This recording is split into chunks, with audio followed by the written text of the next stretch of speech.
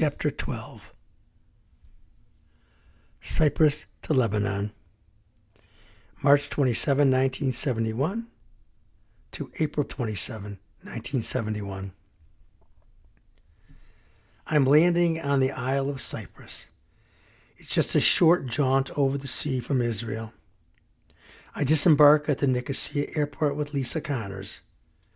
We soon hitch a ride to cheaper accommodations in the Turkish quarter of the city, where we find a hotel for the evening. I guess we're nearing the end of our travels and fun times together, bemoans Lisa. Yes, it has been wonderful, I agree. Where are you off to next? I'm going to fly to Turkey and meet up with friends in Cappadocia, she says. What about you? I'm going to Lebanon, Syria, and Turkey. When I get to Istanbul, I've got a big decision to make. Go home or head east. My heart says go home because I miss everybody and everything I care about back in the comfort zone of home. But my head says to keep traveling. So I have this inner quandary I must resolve by Istanbul and the Bosphorus. I've discovered that Cyprus has two competing cultures and languages, Greek and Turkish. Some animosity and tension exists between the two groups that is easy to sense from the constant bickering taking place and the fact that the cities are divided into two distinct areas. The next day, I secure a ride to the coast for us with a couple young Turks in their beat-up jalopy of a car. We head north to Kyrenia. We're about 50 miles from our hotel in Nicosia. Would you like to stop and eat and share a few drinks together? Inquires the driver, Samir. Sure, okay, I agree, sitting in the back seat with Lisa. How about that place? Says the other front seat driver, Fuad, pointing at a road sign. All right, let's go, I say. The Turkish guy turns off the road, then pulls into the establishment and parks. The four of us go in. We eat and drink to overindulgence. I do anyway. Fuad and Ahmed keep buying the drinks. Lisa doesn't want any more after one drink, but they keep ordering for both of us, so I drink double. Whiskey, brandy, beer, now this bright pink special liqueur. I notice Ahmed, the driver. He stopped drinking too. That's good. But Fuad matches me drink for drink, and we get smashed together. Then we have to leave and head back to Nicosia. The car chugs and groans and creeps along. When we reach a slight hill in the highway, the car gives out. We are stranded. We're still 26 miles from Nicosia, and the nearest town is 5 miles away. We start walking. No one driving by offers to pick up 4 hitchhikers, so we end up doing the long walk as day transforms into night. We walk and walk and walk. Drinking so much and walking endlessly just doesn't mix. I'm wearing down. So are Lisa and Fuad. Ahmed keeps the pace, leading us alongside the road into the darkness. It's past midnight when we come upon a convoy of Turkish army personnel in trucks. Ahmed tells the soldiers of our plight. One of the guys offers to drive us all back to Nicosia, about 18 miles down the road. What a relief. I nod in the truck on the drive back to the city. Lisa wakes me upon arrival at our hotel. Next day, Lisa and I check out of the hotel and hitch a ride to Famagusta on the east coast of the island. Upon arriving in the port city, we discover the port ticket office is closed until tomorrow morning. We get a hotel in town close to the harbor. Lisa and I get settled in for the rest of the day. You want to go for a walk? I noticed some ancient ruins not too far from here, I say. Sure, let's do it, agrees Lisa. The final moments of our excursions together. I'm going to miss you, Woodstock. We made some good memories together. Let's go make one more, I say. We sojourn out to the ruins, several kilometers from our hotel room. We notice army guys stationed in the outer perimeter at various spots. We walk through the ancient rocks that are dotted through the massive structures. We are being watched by a guy with binoculars in a VW Bug. He makes himself conspicuous as we know he is there without a doubt. We are being watched. As we leave the ruins to head back to town, we can sense trouble coming our way. An army jeep and a police car approaches. 2 policemen and an army guy walk towards us. We stop in our tracks and wait. "Where are you? Why were you in the ruins? You must leave the Turkish sector." We stare back like 2 deer caught in the headlights. Lisa is petrified. She starts to cry. I touch her shoulder and take hold of her hand. We grip each other tight. "We're just tourists walking around," I say. We are searched for drugs and weapons, then taken to the police station. I plead ignorance to any wrongdoing. The police chief says we must leave the island, or at least the Turkish quarter. We agree to depart tomorrow. The police then drive us back to our hotel. Now that was a memorable experience, you must admit, I say in jest to Lisa as the police vehicle drives away. She looks at me in silence. Her face conveys sadness and near grief and sudden relief, all mixed together. We hug each other and walk side by side as I grasp her shoulder, press close into me, and we walk to our hotel room from the lobby. I open the door to the room, then close and lock the door.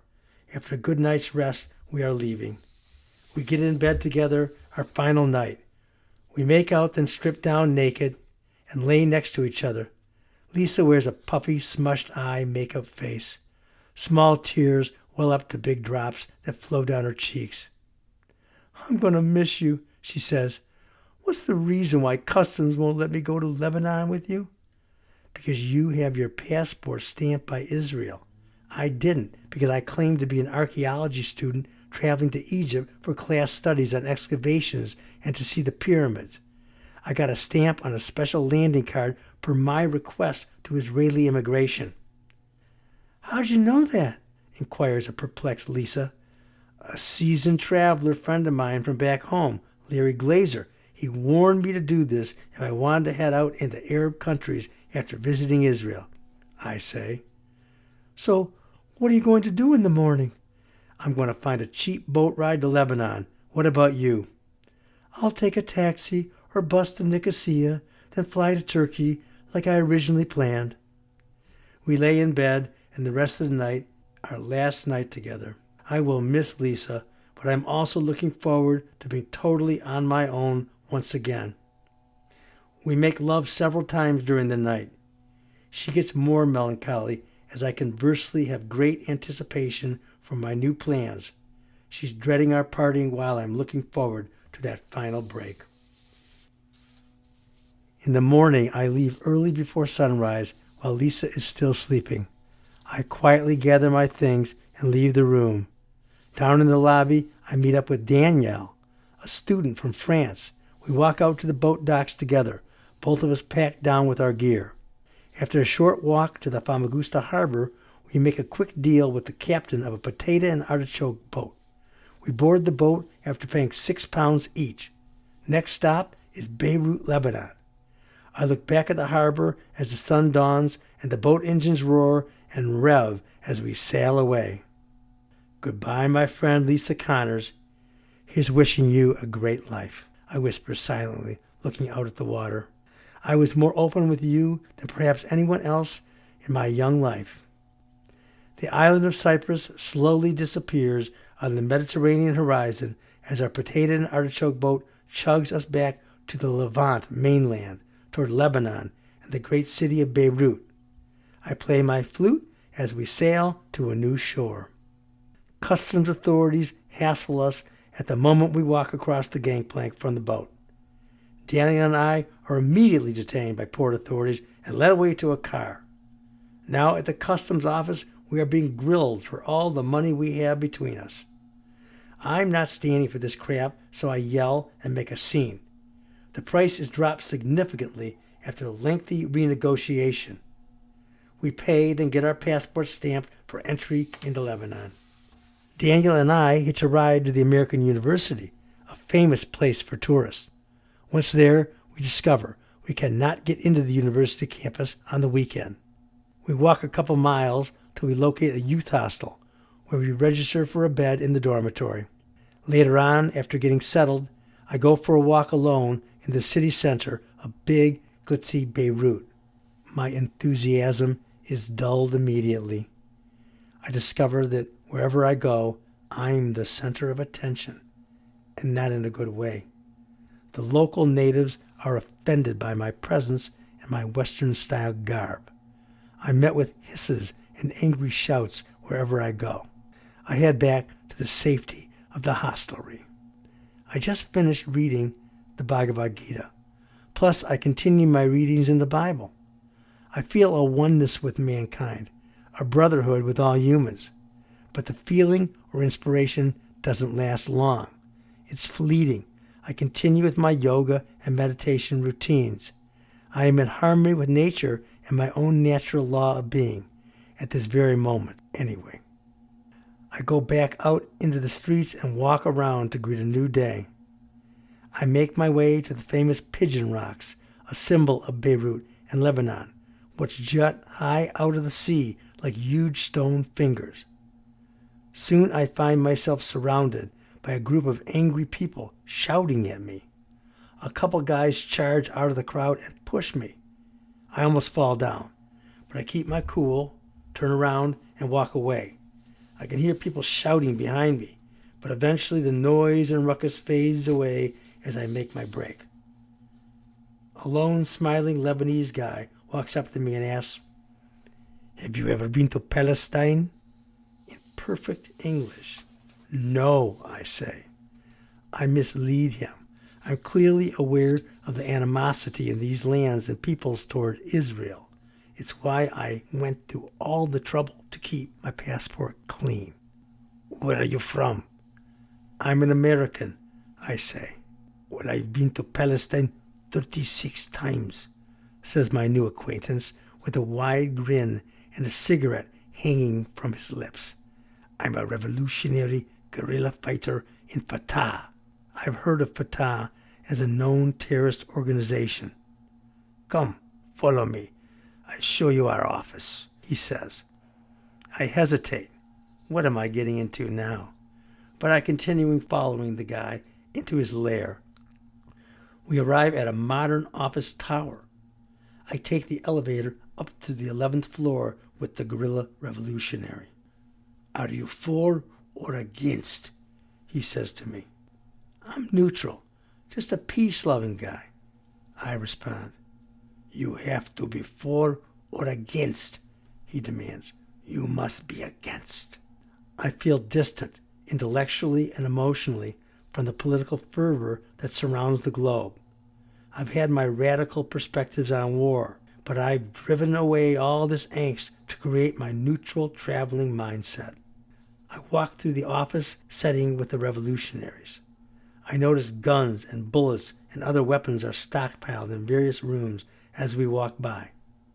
War posters dominate the walls.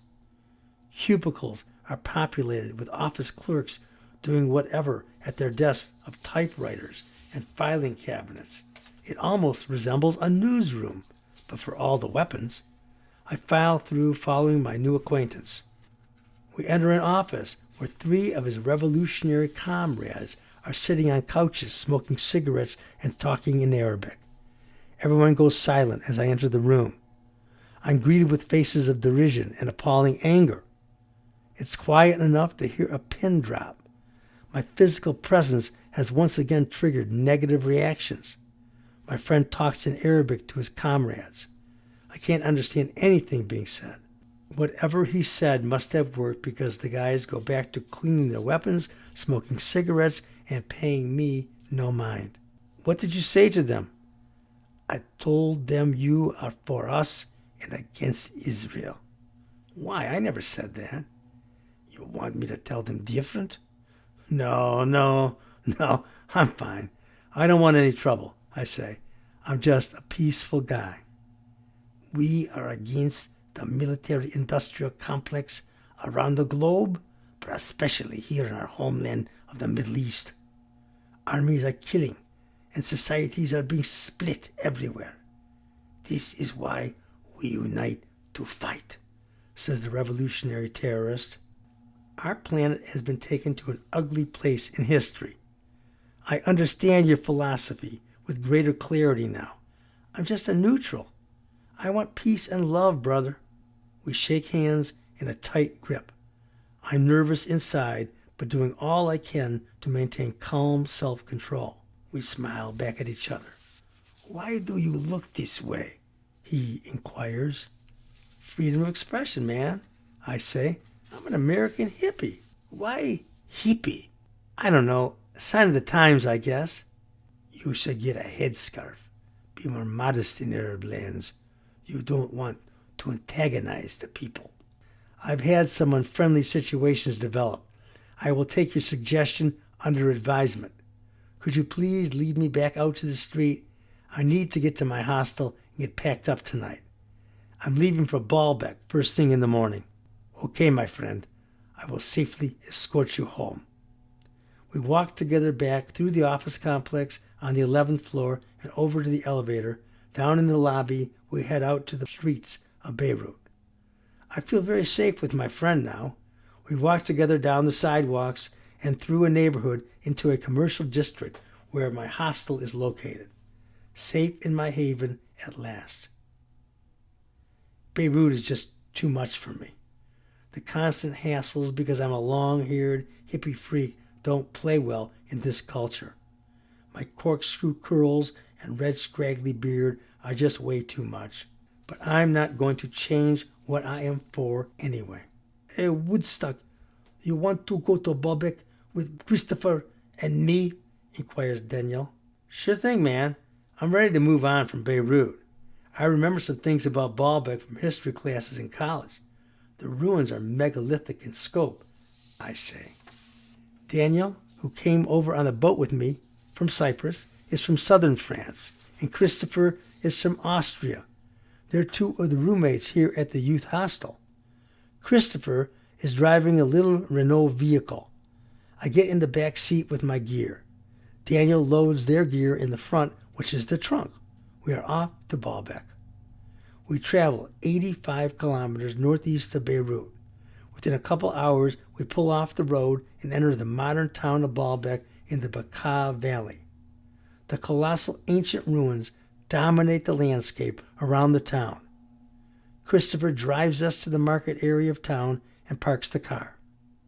Hello, how are you? Welcome to our town, says a stranger who walks up to us as we exit the car. The three of us are startled by this bold, extroverted Lebanese man. Hello, my name is Francisco. I'm happy to be your tour guide, my friends. I've traveled many places around the world. Where are you guys from?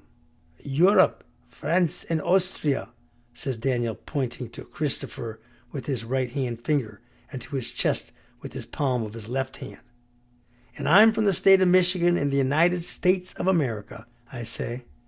Francisco is a short, squat guy with a fantastic black mustache that dominates his face. He always smiles, very hyper and energetic. Come, let me take you on a walk through our town in the market and back to my home for a nice meal, says Francisco. We follow along. Everyone knows him. They call him Ali in the streets, and he smiles aplenty to everyone. He buys us tea, nuts, and fruit. Then he leads us to his house. Great hospitality. Ali invites us into his home. We take a seat on the sofa. Ali soon passes around a pipe full of Lebanese hashish. Ali's dutiful wife serves us a stack of wondrous far-out bread. The bread is 2 feet in diameter, paper thin and chewy. The stack is 2 feet tall, hot out of the oven. Then the dishes of sauces, meats, hummus for dipping our bread, and more, tray after tray of new dishes. Sheets of bread fly like floppy, oversized frisbees across the table. I grab a sailing piece of bread, rip off a chunk, dip it in the hummus, and enjoy. 2 guys join us while we're eating. Ali invites them in. Lattimore is from Ohio and Todd from Colorado. American hippie freaks like me. After dinner, I start playing my flute. Ali leads our group of guys, which is now up to 5, to a nearby bar. We have a pool table, a ping pong table, and great music and refreshments. The Rolling Stones and the Beatles 45 RPM singles, one right after the other. We jam and dance and sing to the songs. Ali has an air guitar going like a speed demon. Very funny. At the end of the night, Ali takes us back to his place, where we all fall asleep on the floor of the living room where we enjoyed our feast. Ali has pillows and comforter blankets in great supply. In the morning before sunrise, Daniel, Christopher, and I leave Ali's home before anyone else wakes up. We drive up into the mountains in Christopher's Renault. Ali mentioned to me last night that we could get some good hashish from the farmers in the mountains above Baalbek, says Daniel. He suggests to mention his name Ali, and we will be welcome. I'm getting some too, says Christopher. What about you, Steve? I don't think so, man. Even though hashish is common here, it's still illegal in Lebanon, I explain. I don't want to be carrying. I'll be too paranoid. There's a lot of police and a strong military presence. Don't worry, man. I've got a secret stash compartment no one will ever find, says Christopher. Thanks, but no thanks. I'm just along for the ride, man. Daniel pulls into the driveway of a farm. The farmer directs us to go off into the nearby hills, and we camp out for the night. They will come and get us when ready.